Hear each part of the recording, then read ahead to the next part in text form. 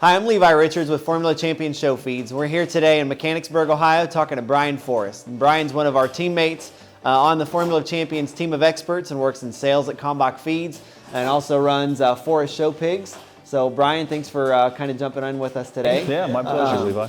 So a couple things we want to talk to you about. I guess the first thing we'll just start. As far as the nutrition program, you want to start your baby pigs on, once they're born. How do you get them started while they're still on the side of the sow for the breeder's sake? Yeah, when we start our baby pigs at home, we'll start with 2099, the Calm Pre-Starter.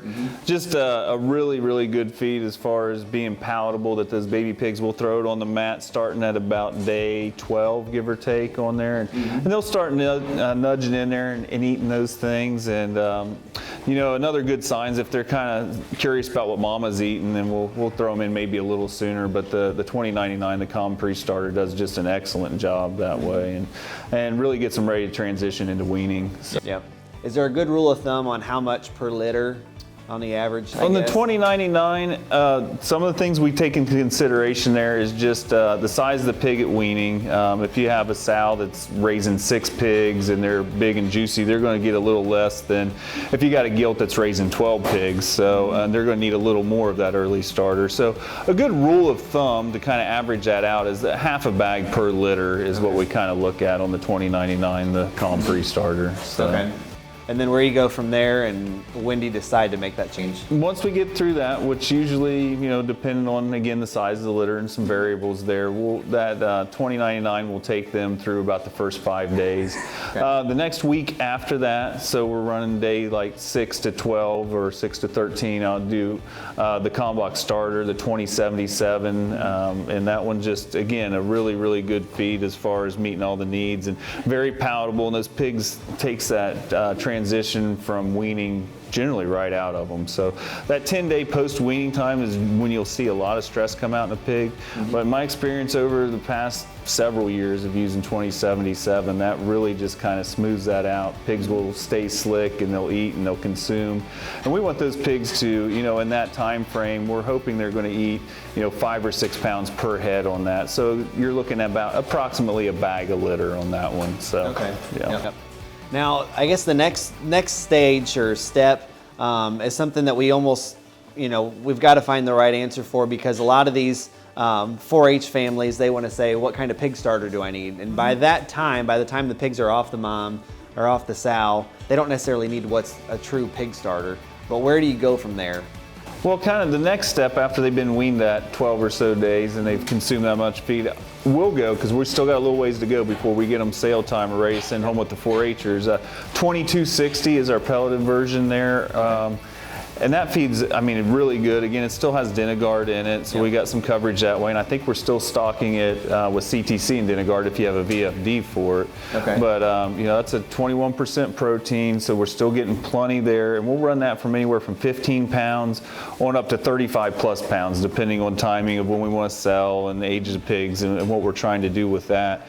But it's got enough milk product in it still to meet those needs of those younger pigs and get them bloomy and fresh and kind of get to where we're going before we're quite ready to send them home to those 4-Hers and do that. And as we also prepare for sales, another good part of our program is the pig popper, which I don't know, you want to speak to that a little bit? I know we've kind of put that into place the last couple of years and get your perspective on it from a guy who helped have some insight on that. Sure. So. So the pig popper is our 23%, so it's higher protein but also higher fat feed for these pigs, and it kind of does a real nice job probably getting them ready for sales as a complete feed. And then we can use it again, towards the end of the timeline, probably just dialing pigs in, for county fairs, state fairs, and what have you. But no, that's been a kind of really just exploded here recently in sales. And we reformulated that one and gave it a bit of an upgrade last year and had a really good year with it. So yeah, some really cool things. going on there. Yeah, and I'll speak to the way we've used it on both ends of that. You know, for getting those pigs ready to go sell and just really to get the most out of them at an early age, we'll feed that for about 10 days or 2 weeks, and it tags, you know, at 23% and like a 1.5 lysine. It's a high tagging feed, and it is nutrient dense, but at the same time, some people get worried that it's just going to really just rip them up and make them tight. What I've found at our place is it adds some mass and some volume and some great look and some flesh at the same time that it's giving them mass. So I don't really worry about them just getting too tight on it. It's just really quality feed that way. And and we'll get them there, and then the kids have taken them home and they continue to get better. And I know we're offering it both in a pellet and a meal this year. Yeah. And I think that really gives lots of great opportunities that way to use it. So and then using it back at the end to freshen them up and build that mass. And kind of we're going to enter a world where Palene's a different beast and maybe available not, and wherever you are with that, I know that Pig Popper's got a place for that, and kind of works in those same sort of ways, and will give you that development you're looking for. Sure.